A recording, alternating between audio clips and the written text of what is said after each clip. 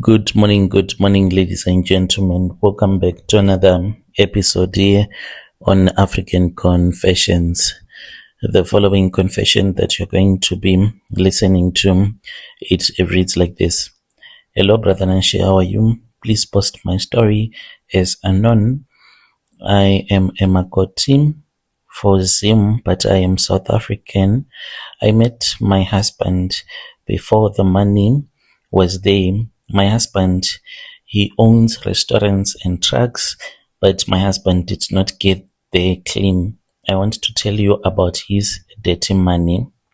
I fell in love with my husband before he was even rich, and I watched my husband becoming richer and richer, and there were things about him that I started to understand. Sometimes I blame myself for staying with him, even though I saw that he was involved in this satanic kingdom. Yet I do go to church. All my life I have been going to church. Yet these are some of the things that happen in my house that I'm going to tell you all about. When I met my husband, he was not poor. He had a small restaurant close to the place where I was working. What I liked about him was that he was very talkative. I am a quiet person, and whenever I would go to the restaurant to buy some lunch, he would always talk with me. Even if I was bored, not in the mood, he would make me to feel great. What I liked about him was that he did not drink, and he was very disciplined, and we always spoke about money and all the dreams that I had, and also the dreams that he had as a person. And I liked the fact that he did not sleep around, because he told me that he had been single for quite some time, ever since his first wife had passed away. So when he got here, he got married to a South African woman, and then she passed away during childbirth, and I felt sorry for him. He told me that he did not want to date another woman because he felt as if he was betraying his wife who died during childbirth for him. So I said, this man is very sweet and very romantic, and I thought that I had found a serious Zimbabwean man that was going to marry me. But there was something about this guy that I could not understand. Like, I did not want to sound or to look as if I was rude or I was racist towards him. So what I did, after I had spoken with my friend about the issue that was really troubling me in my heart, the biggest issue, like the elephant in the room, was that my guy, he was someone that was smelling a lot, and I did not know how to tell him directly, because already he got me addicted to him financially. He started paying for my rentals, and he made sure that I always had money on me. So I did not want to lose him because of that. And he was not going around sleeping with other women. He only waited for me. But the only challenge that I was facing with my guy was that his armpits, they were so smelly, and I did not know how to confront him, and I did not want to seem as if I was rude, because I do come from a very good Christian background. And then I spoke with my friend about it, and I said, this is the problem with my boyfriend. The money is there, he's a good guy, but the smell is there as well. Like, down there, he was smelling as well. Even if it was on a hot day, he would not bath. And I will not complain that much, because we were still new in this relationship. My friend then said to me, if that is the case, what you're supposed to do, go and buy like a hamper for him. You just buy some lotion, you buy some deodorant, everything that you'll use, and you just give it to him as a gift. I did so, but to my surprise, after I had given it to him, when I went to his place, I found out that all the things that I bought, they were not there. the soap that was only there in his bathroom. There was this other soap that is very big. It is called Pearl. That was the only soap that was there. Yet I had bought everything for him, your skin, a nice little hamper for my man. And I asked him where those things were, and I got mad because he told me that he had given it to his neighbor. And I said, how could you do something like that? I buy something for you and then you end up giving it to your neighbor. And I could not understand.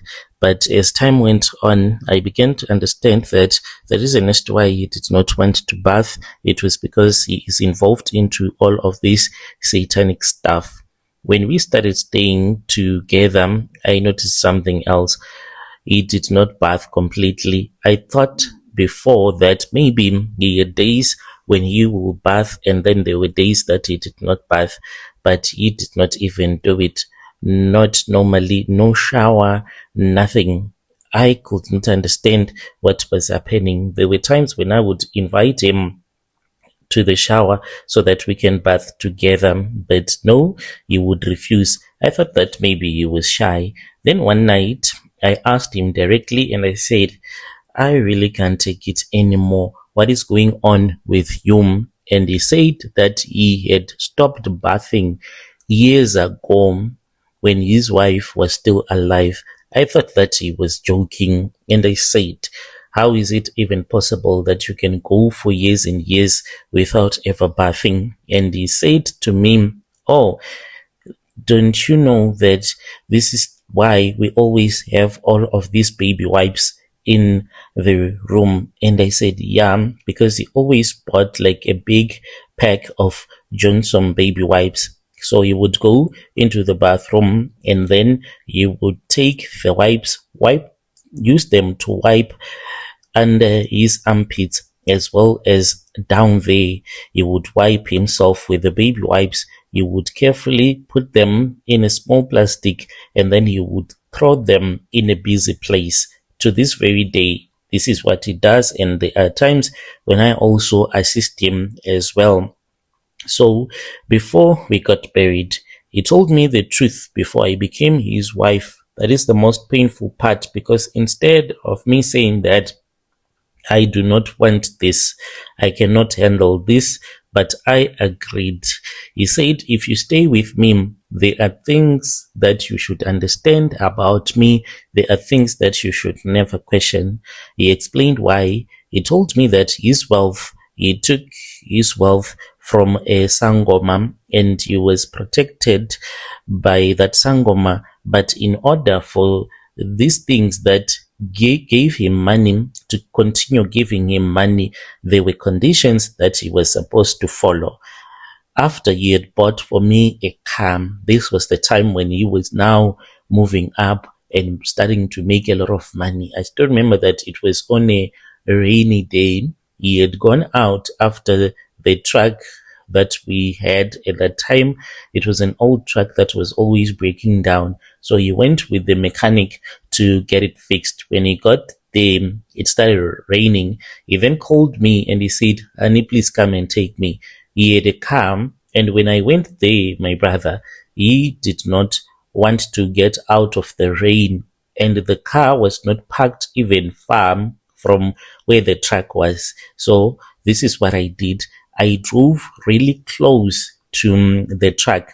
After I had driven close to the truck, he opened the door of the truck and then I threw the umbrella into the truck, and then he had to get down from the truck and then he got into the car.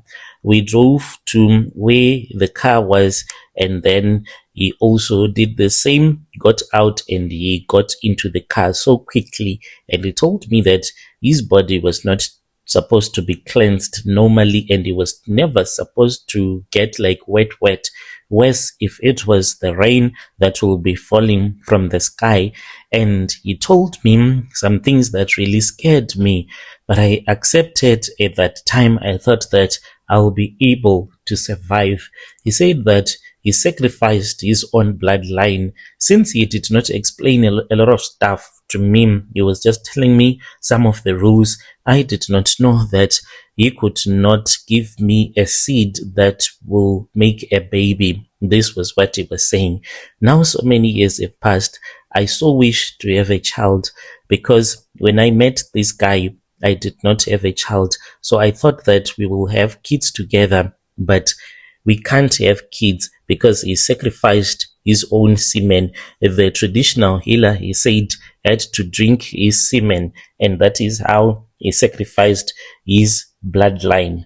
And the worst rule that he has is that if he ever returns to his people in Zim, which means that I will never get introduced to my in-laws.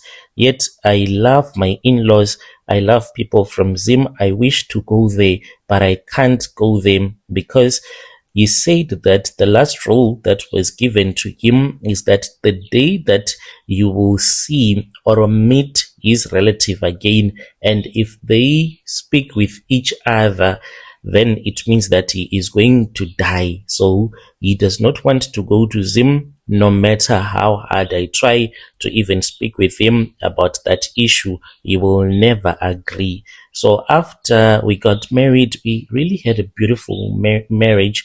We were married by the beach. That was where we got married. It was an expensive stuff that we did because we went to Cape Town. It was so beautiful and it was so nice. But after I was now like his wife, no longer a girlfriend that would come and go, I realized that these rules, they meant what? No one ever visits him. He has no family. Like, he does not speak with anyone from Zim. His phone, if you touch it, there is no one that ever speaks with him from his country. And when I asked him about his mom, he said that I buried her alive. I don't understand what he meant by that, because when I pressed him further, he said that I can't tell you everything about some of the stuff that I had to do in order for us to live such a comfortable life.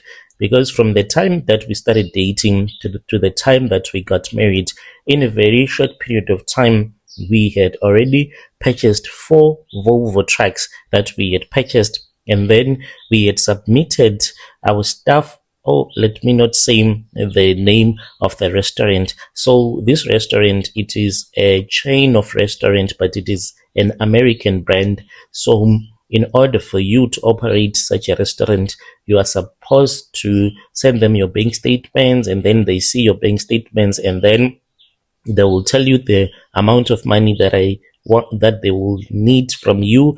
And I was the one who had to send bank statements because this was what my husband wanted.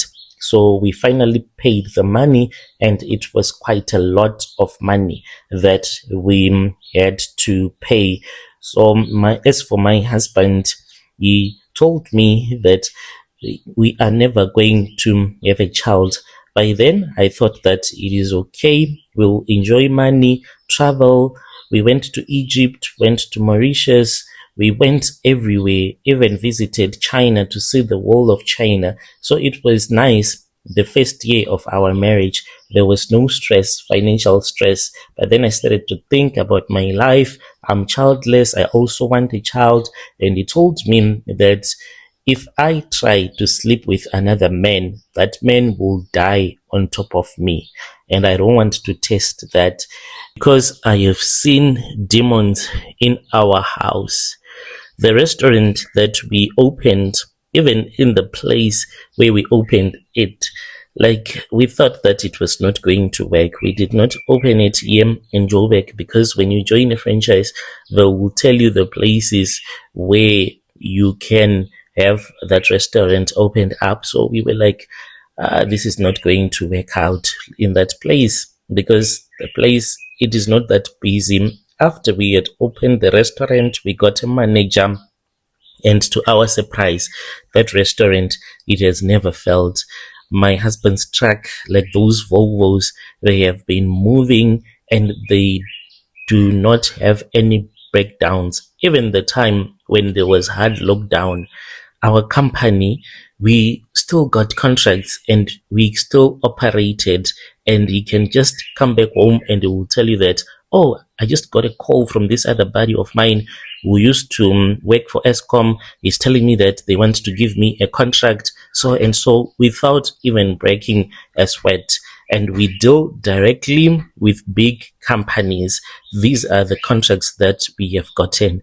But there are things that happen in the house that are scary. I did not know that demons, they stay in the corner of your house, close to the ceiling. The first time when I saw a demon, I thought that maybe it was a bed, those bed. That is what I thought when I entered into my bedroom coming from the bathroom. I screamed when I saw it because it was dark, like not black, but it was very dark. You could see the darkness that surrounded it. When I screamed, my husband came rushing from downstairs, and then he said something in Shona that I have just forgotten, even though I can hear a few Shona words. Then it just disappeared. He then told me that, oh, this was our visitor that had came from the graves. So if you see something like that, do not scream, because if you scream, it will sense your fear. You just ignore. And I said, I just ignore something like that. And he said, yes, you just ignore that thing. Some nights, my husband, when you wake up, you will see him sitting in the air. And when you wake up, then you will return back to the bed. I don't know why he does that sometimes, because he never gave me any explanation. There are nights when my husband does not sleep. He will be walking up and down, going downstairs. You will hear him in the kitchen. And the house, one thing about it is that it is so lonely. Like, since we do not have a child, the house gets lonely. We are the only people that stay in this big mansion, only 2 people, and we have a maid, but my husband does not want a stay-in maid. She comes and she goes every day, and we do not have a gardener as such. We use the services of garden service, so we are always home alone. My family, yes, they do visit, but not that much, because my husband is someone who loves to stay alone and he does not like to have company around him. We live a comfortable life. My husband is not bathed in years and years. But the fun fact about it is that I have been with him for a long time. I don't know if he is using muti on him, but he is no longer smelly to me like he used to before we had gotten married. Like, it used to get tough. You would say that it is money, but it was tough. But as for now, I don't even find him to be smelly. Maybe there is some juju there. So I am married to a man who does not bath. He uses Johnson baby wipes to clean his testicles, his manhood, as well as his armpits. Those are the places that he wipes himself. There are times when I even help him after having a shower. When we want to get really close to each other, at least I have to do that so that the smell won't reach my nose. And then we go and we throw those baby wipes. Like, we don't throw them all at the same place. Like, if we go to a rank at night, then we throw one baby wipe here, another there, another there. So he told me that as long as we throw these things at a place where a lot of people meet, this will help us in our businesses, because where there are a lot of people mixing and mingling, also good spirits, they are found to be there. So we will be collecting the good spirits from those people and leaving the negative energy. This is my marriage that I am living in, and sometimes I wonder, is this real marriage? People admire my husband. He is one of the nicest guy that you ever meet. He does not want to see anyone from his country suffering. I still remember that there was one day when we just met a man who was just walking around, and we asked him where he was coming from, and then he told us that he had just recently came. He had walked on foot from Mokopane coming to Joburg, and he did not have anyone whom he knew. And my husband then said, okay, it's fine, get into the car. We then brought him to our house, and my husband gave him money, and he took him to the bus station, and he said, go back home and start a business with this money. And I asked my husband if that man was going to be able to use that money, and he said, yes, he is going to start a business.